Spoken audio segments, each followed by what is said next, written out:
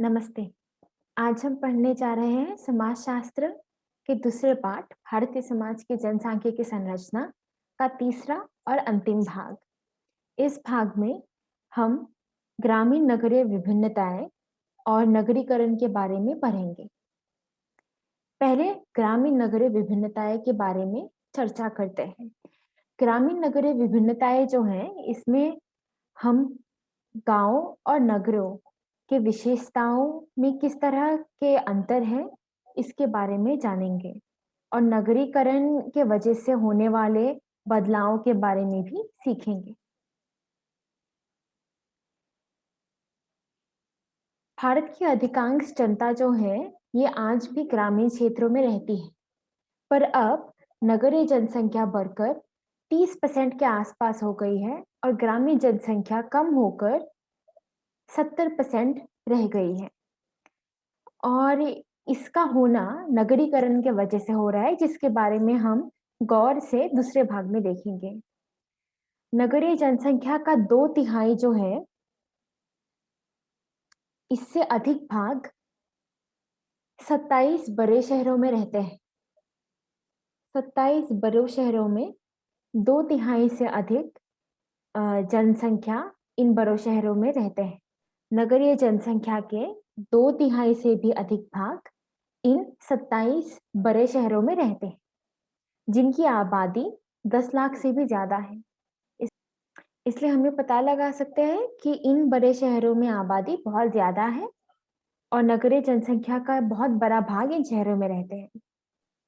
आधुनिक विकास के प्रक्रियाओं के साथ साथ कृषि आधारित ग्रामीण जीवन शैली जो है इसका महत्व, इसका आर्थिक और सामाजिक महत्व उद्योग आधारित नगरीय जीवन शैली के महत्व से घट चुका है। अगर हम इन दोनों जीवन शैलियों का तुलना करें, अगर हम कृषि आधारित जीवन शैली का तुलना उद्योग आधारित नगरीय जीवन शैली के साथ करें, तो कृषि आधारित ग्रामीण जीवन शैली का महत्व जो है वो धीरे धीरे घटता जा रहा है। लेकिन अगर हम पुराने दिनों की बात करें तो कृषि जो थे वो देश के समग्र आर्थिक उत्पादन में सबसे अधिक योगदान देती थी। इसलिए ग्रामीण जीवन शैली से भारत में जो आर्थिक उत्पादन था वो काफी ज्यादा हुआ करता था, उसमें उनका योगदान बहुत ज्यादा था। लेकिन उद्योग के साथ साथ, उद्योग आधारित जीवन शैली के साथ साथ और स्वतंत्रता के साथ साथ जो विकास आया है भारत में, उसके वजह से इस कृषि आधारित जीवन शैली का उत्पादन और कृषि का उत्पादन जो है वो धीरे धीरे कम हो चुका है। आज भी हमारी अधिकांश जनसंख्या जो है, जनता जो है, वे आज भी कृषि से अपनी आजीविका कृषि से चलाती है।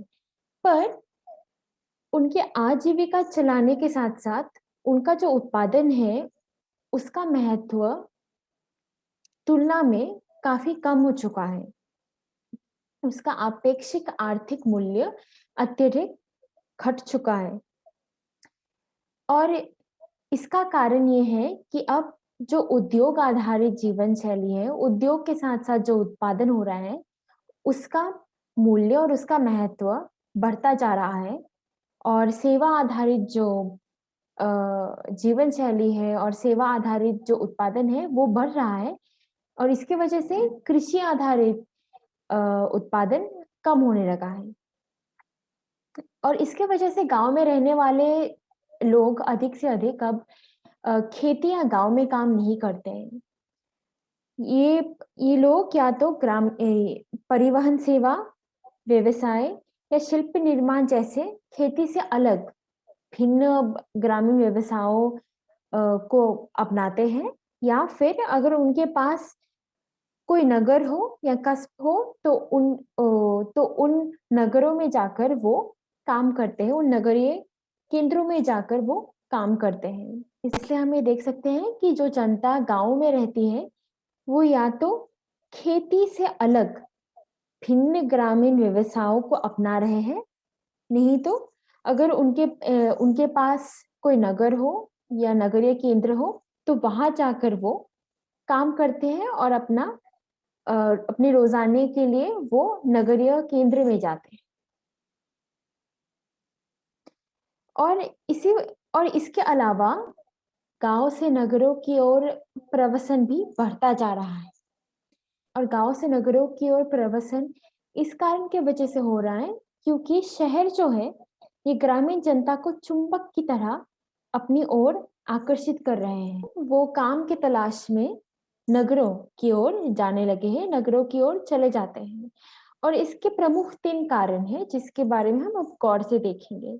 ये 3 कारणे हैं गांव में साझी संपत्ति के संसाधनों में कमी, जनसंक्रमण और जनसंचार के द्वारा लोग अब गांवों से नगरों के बारे में जान सकते हैं, और शहर में गुमनामी की जिंदगी। ये 3 जो कारण हैं, ये 3 प्रमुख कारण हैं गांव से नगरों की ओर जो प्रवसन है इसके कारण है।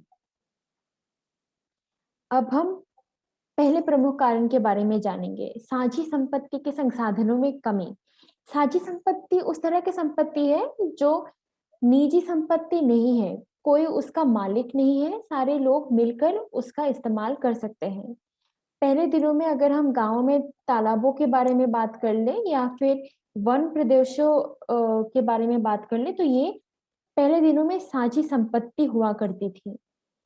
और लेकिन आजकल इस तरह के साझी संपत्ति के संसाधन निजी संपत्ति बनने लगे हैं।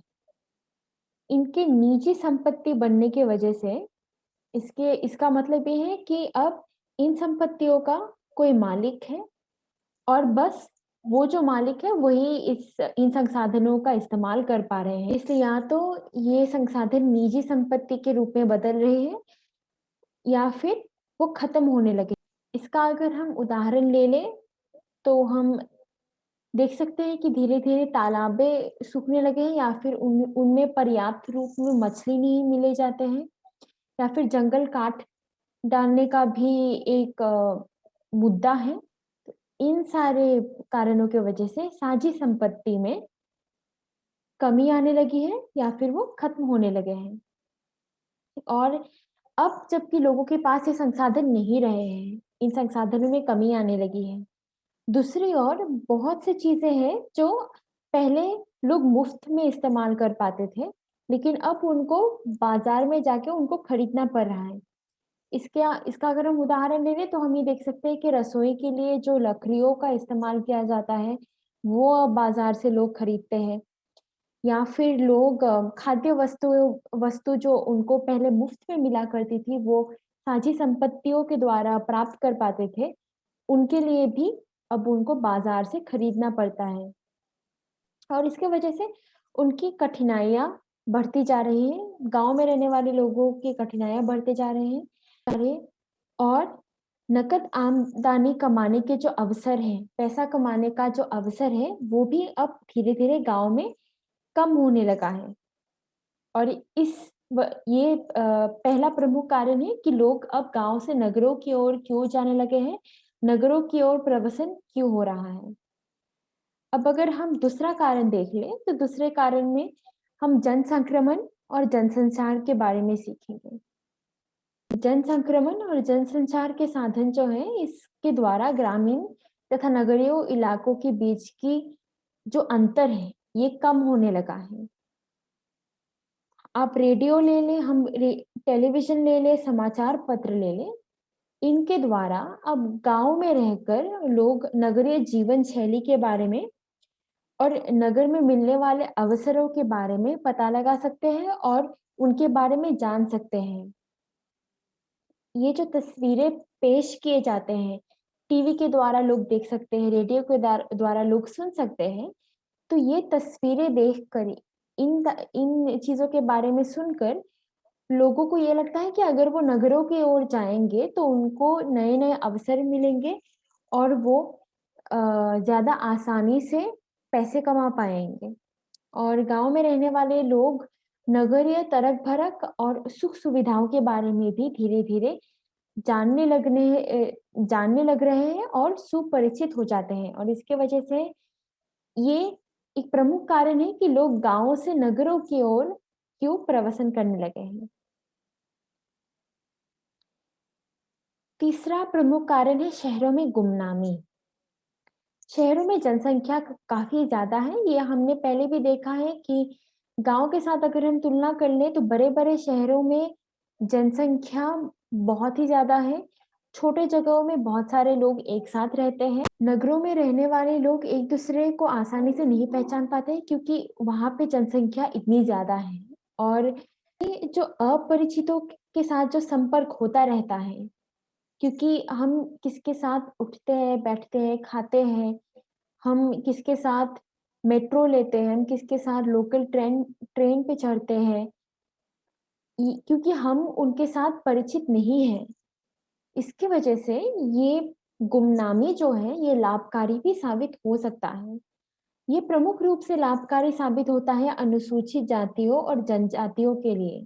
हम आगे जाके ये देखेंगे कि अनुसूचित जातियों और जनजातियों के साथ किस तरह का भेदभाव होता है और इस तरह के भेदभावों के वजह से वो गांव से रहने की तुलना में नगरों में रहना पसंद करते हैं, क्योंकि नगरों में गांव की तुलना में भेदभाव कम होता है, क्योंकि लोग अ, किसका जाति क्या है, कौन किसके जाति से आता है, इस तरह की चीजों के बारे में इस तरह का जानकारी आसानी से नहीं प्राप्त हो पाता है और इसी वजह से नगरों में भेदभाव कम होने की वजह से प्रमुख रूप से अनुसूचित जातियों और जनजातियों के लोग जो सामाजिक रूप से पीड़ित समूहों से आते हैं, वो शहरों के रहन-सहन को कुछ हद तक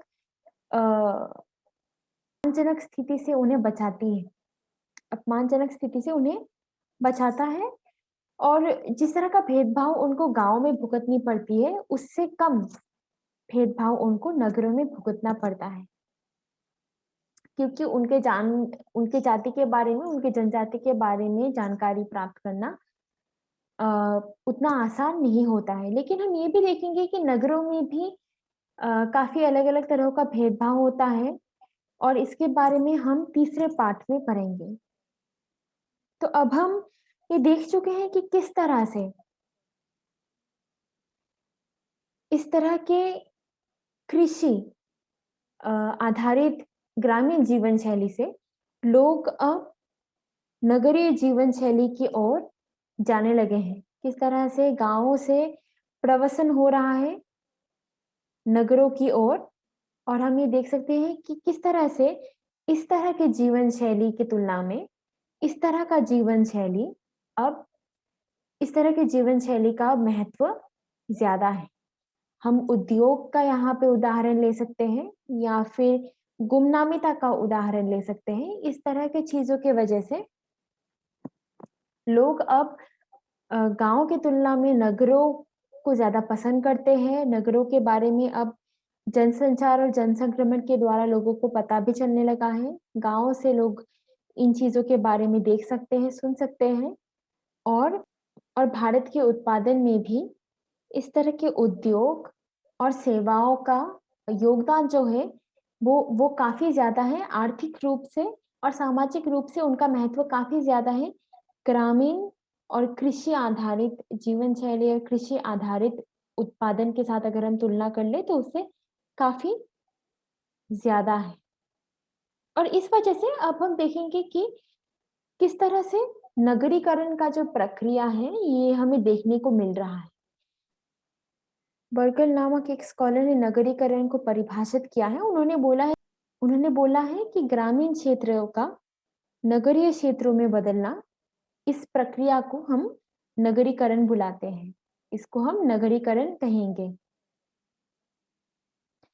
और नगरीकरण का अगर हम गौर से इसके बारे में इसकी विशेषताओं को देखें, इस प्रक्रिया की विशेषताओं को, तो हम ये पता लगा सकते हैं कि नगरीकरण पहले वो प्रक्रिया है जिसमें लोग गाँव में रहने के बजाय अब शहरों में रहना शुरू करते हैं। वो गाँव से शहरों की ओर जाने लगते हैं और इसके वजह से कृषि आधारित निवास जो है, वो गैर कृषि शहरी निवास में परिवर्तित हो जाता है। कृषि आधारित निवास अब गैर कृषि शहरी निवास की ओर परिवर्तित होता है और शहरी केंद्रों का विकास भी काफी तेजी से बढ़ने लगता है और इन शहरी केंद्रों में जनसंख्या भी धीरे धीरे बढ़ती जाती है। हमने पहले स्लाइड में देखा था कि किस तरह से जो 27 बड़े शहर हैं भारत में, उनका जनसंख्या, उनकी आबादी कितनी ज्यादा है और और इन शहरी केंद्रों का विकास भरी हुई औद्योगिक व व्यावसायिक गतिविधियों का परिणाम है। औद्योगिक जो इंडस्ट्रियल है और व्यावसायिक जो बिजनेस है, तो फैक्ट्री वगैरह से और व्यावसायिक गतिविधियों से इन शहरी केंद्रों का विकास हो रहा है और उनका जनसंख्या भी बढ़ रहा है और कस्बों और नगरों की जनसंख्या में इसलिए जैसे कि हमने बोला है तेजी से वृद्धि हो रही है और ये गैर कृषि परिवारों की संख्या में वृद्धि के कारण है। इसलिए गैर कृषि निवास भी बढ़ रहे हैं, वो परिवार भी बढ़ रहा है और इसके साथ साथ नगरों में रहने वाले परिवार का जो रूप है, आकार है, वो भी धीरे धीरे बदलने लगा है। अब हम देखेंगे कि नगरीकरण की प्रमुख विशेषताएं क्या है और नगरीकरण से किस तरह का बदलाव आ रहा है, नगरीकरण किस तरह की चीजों को बढ़ावा देती है और इन विशेषताओं और बदलावों के बारे में हमें अच्छे से सीख लेना चाहिए क्योंकि ये परीक्षा में बहुत ज्यादा पूछे जाते हैं, आते हैं। तो हम पहले देखेंगे कि नगरीकरण की प्रमुख विशेषताएं क्या हैं। नगरीकरण की प्रमुख जो विशेषता है ये है, पहले अभी अभी हमने देखा है कि नगरों में किस तरह से सघन जनसंख्या है, जनसंख्या बहुत ज्यादा है। तो ये नगरीकरण की प्रमुख विशेषताओं में से पहला विशेषता है कि नगरों में जनसंख्या बहुत ज्यादा है, सघन जनसंख्या है और नगरों में हम आधुनिक जीवन शैली देख सकते हैं। नगरों में उद्योग और सेवा क्षेत्रों के बढ़ने की वजह से एक आधुनिक जीवन शैली है, वहां में सुविधाएं भी ज्यादा है और इसकी वजह से रोजगार के जो अवसर है वो भी ज्यादा है, रोजगार सर्वसुलभ है और साथ साथ नगरों में औद्योगिक और सेवा क्षेत्रों की महत्वपूर्ण भूमिका है। औद्योगिक जो है फैक्ट्री के साथ जो लेना देना है, औद्योगिक और सेवा क्षेत्र, जैसे कि हम हॉस्पिटल वगैरह ले सकते हैं, हम स्कूल वगैरह ले सकते हैं। तो सेवा क्षेत्र और औद्योगिक क्षेत्र, इन दोनों का महत्व बहुत ज्यादा बढ़ चुका है और नगरीकरण के साथ साथ इन दोनों का बहुत महत्वपूर्ण भूमिका है।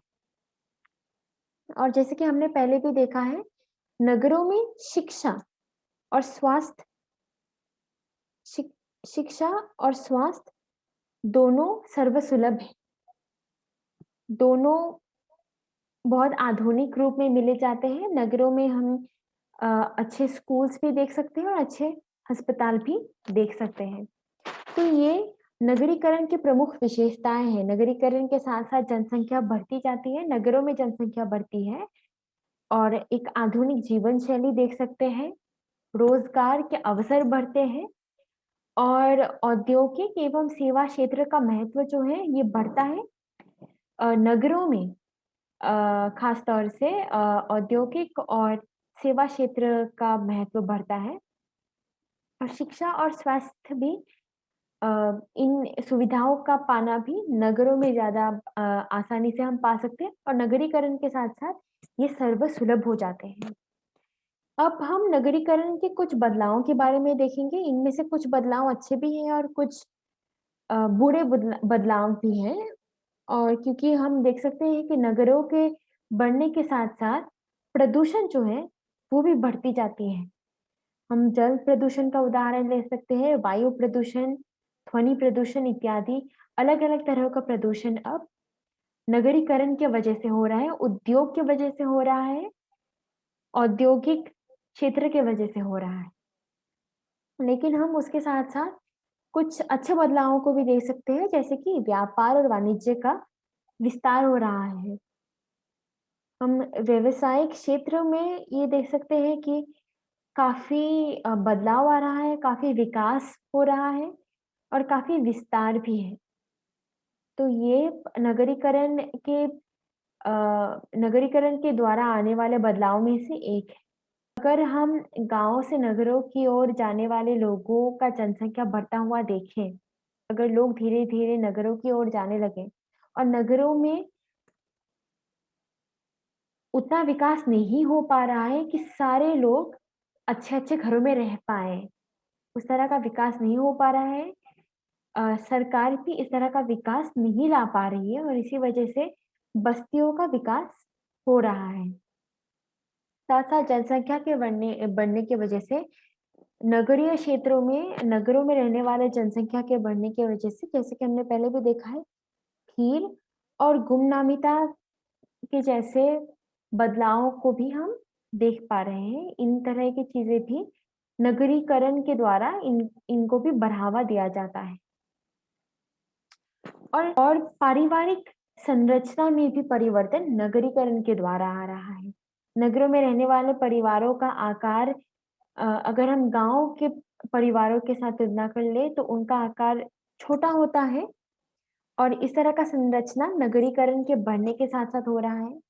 साथ-साथ अगर गाँव से नगरों की ओर के प्रवसन को हम गौर से देखें तो पूरे परिवार का प्रवसन नहीं होता है, पूरा परिवार नगरों की ओर नहीं जाता है। ऐसे उदाहरण भी देखने को मिलते हैं जहाँ पे तौर पर एक स्त्री-पुरुष अंतर भी रहता है। बहुत सारे अ, जबकि पुरुषों के लिए जबकि पुरुषों के लिए नगरों में जाना और काम करना आसान होता है, वो ज़्यादातर नगरों की ओर जाके काम करते हैं, तभी उनके परिवारों में से स्त्रियाँ जो हैं वो गाँव में रहकर बच्चों का देखभाल करते हैं और बूढ़े लोगों का भी देखभाल करते हैं और गाँव में घर चलाते हैं। तो इस तरह का हम बदलाव भी नगरीकरण के साथ-साथ देख पा रहे हैं और इसकी वजह से पारिवारिक संरचना में जो है उसमें भी हम काफ़ी परिवर्तन देख पा रहे हैं। इसलिए अगर हम फिर से इसका उदाहरण ले लें, इस छवि के द्वारा हम देखें, तो नगरीकरण की वजह से गुमनामिता हम देख सकते हैं। हम देख सकते हैं कि इस तरह के घरों में रहने वाले लोग भी हैं, लेकिन बस्तियों में रहने वाले लोग भी काफ़ी ज़्यादा हैं। इस तरह का बदलाव आ रहा है नगरीकरण की वजह से। साथ-साथ उद्योग, व्यवसाय और सेवा क्षेत्रों का महत्व बढ़ता जा रहा है। उद्योग का हम बढ़ावा भी देख सकते हैं और अगर हम इस छवि को ज़्यादा अच्छे से देखें, तो हम ये देख सकते हैं कि अ, जनसंचार और जनसंक्रमण का भी बढ़ावा नगरीकरण के साथ हुआ है। यहाँ पे सुविधाएँ भी बढ़ती जा रही हैं, नगरीकरण के साथ-साथ बढ़ती सुविधाएँ भी मिलते हैं। इसलिए हम ये देख पाते हैं कि नगरीकरण के साथ-साथ जो है, काफ़ी अलग-अलग तरह के विभिन्न तरह के बदलाव आते हैं और उनके अलग-अलग तरह की विशेषताएँ भी हैं। अब हम ये देखेंगे कि नगरीकरण के साथ-साथ मेट्रोपोलिस का रूप जो है वो कैसे बदल रहा है। मेट्रोपोलिस का मतलब ये है कि सबसे विराट शहर, अगर हम भारत में मेट्रोपोलिस का उदाहरण ले लें तो हम दिल्ली, मुंबई, चेन्नई की तरह उदाहरण ले सकते हैं और इस तरह के मेट्रोपोलिस जो है अ, इनमें बदलाव काफ़ी तेज़ी से आ रही है और ये सबसे अधिक तेज़ी से फैलते जा रहे हैं। अब हम दिल्ली, मुंबई के जैसे बड़े शहरों के अलावा और काफ़ी नए-नए शहरें भी देख पा रहे हैं क्योंकि नगरीकरण भी बढ़ता जा रहा है। और भारत में इन बड़े शहरों की जनसंख्या जो है, जैसे हमने पहले भी देखा है, काफ़ी तेज़ी से बढ़ती जा रही है। नगरों में जिस तरह से जनसंख्या तेज़ी से बढ़ती जा रही है, उसके साथ-साथ नगरों में अ, जो सुविधाएँ हैं, वो बढ़ नहीं सके हैं। और इसके वजह से नगरों में जैसे कि हमने पहले भी देखा है, लोग बस्तियों में रहते हैं, सबको शिक्षा और स्वास्थ्य समान रूप से प्राप्त नहीं हो पाता है। तो इस तरह के जो मुद्दे हैं, इस तरह के जो प्रॉब्लम्स हैं, ये हम अ, नगरीय जनसंख्या के तेज़ी से बढ़ने से देख पा रहे हैं। और साथ-साथ हम ये भी देख पा रहे हैं कि जनसंचार के जो माध्यम हैं, ये ज़्यादातर शहरों पे केंद्रित है। तो भारत का जो सार्वजनिक चेहरा है, अगर हम भारत के फ़ोटोज़ देखें, अगर हम इंटरनेट पे भारत के फ़ोटोज़ देखें, अगर हम ज जनसंचार में भारत के फ़ोटोज़ देखें, तो हमें देखेंगे कि ज़्यादातर हमें शहरों के फ़ोटोज़ देखने को मिलती हैं। हमें गाँव के फ़ोटोज़ की तुलना में शहरों के फ़ोटो ज़्यादा दिखने मिलती है। हमारे पास शहरों के बारे में जो जानकारी है वो ज़्यादा है और इसका कारण ये है कि जनसंचार जो है, ये प्रमुख रूप से शहरों पे केंद्रित है। लेकिन दूसरी ओर हमें ये भी देखने को मिलता है कि राजनीति में शहरों से अधिक ज़रूरी गाँव होते हैं। ग्रामीण जीवन शैली जो है ये राजनीति के लिए बहुत ज़रूरी है। इसलिए राजनीतिक शक्ति अब भी ग्रामीण इलाके प्रदान करते हैं। इसलिए जब भी इलेक्शंस के समय में हमें ये देखने को मिलता है कि जनसंचार और जनसंक्रमण ग्रामीण जीवन शैली केंद्रित होने लगता है। गाँव के बारे में हमें काफ़ी न्यूज़ पढ़ने को मिलता है, देखने को मिलता है क्योंकि अ, राजनीतिक शक्ति जो है नगरीय इलाकों से नहीं बल्कि ग्रामीण इलाकों से ज़्यादा प्रदान होती है और ग्रामीण इलाके राजनीति में निर्णायक भूमिका अदा करते हैं। आज हमने तीसरे भाग में देखा है कि किस तरह से नगरें जो हैं ये गाँव से अलग हैं, किस तरह की ग्रामीण और नगरीय विभिन्नताएँ हैं, कैसे धीरे-धीरे नगरें बढ़ती जा रही हैं, नगरों की जनसंख्या बढ़ती जा रही है। भारत की 2/3 नगरीय जनसंख्या जो है वो भारत के सबसे बड़े अ, 27 शहरों में रहते हैं और उसके वजह से किस तरह से नगरों में रहने वाले सभी लोगों को समान रूप में सुविधाएँ नहीं मिलती हैं। मेट्रोपोलिस में किस तरह से सुविधाएँ समान रूप में लोग प्राप्त नहीं कर पा रहे हैं। जनसंचार कैसे धीरे-धीरे नगरों की ओर केंद्रित हो रही है और नगरों की ओर केंद्रित होने की वजह से गाँव से भी अब लोग नगरों के बारे में जान सकते हैं, नगरों के जीवन शैली के बारे में देख सकते हैं। और लेकिन दूसरी ओर राजनीतिक शक्ति अभी भी ग्रामीण इलाके प्रदान करती हैं और ग्रामीण इलाके निर्णायक भूमिका अदा करती हैं। ये वीडियो यहाँ समाप्त होता है। आज की वीडियो को देखने के लिए धन्यवाद।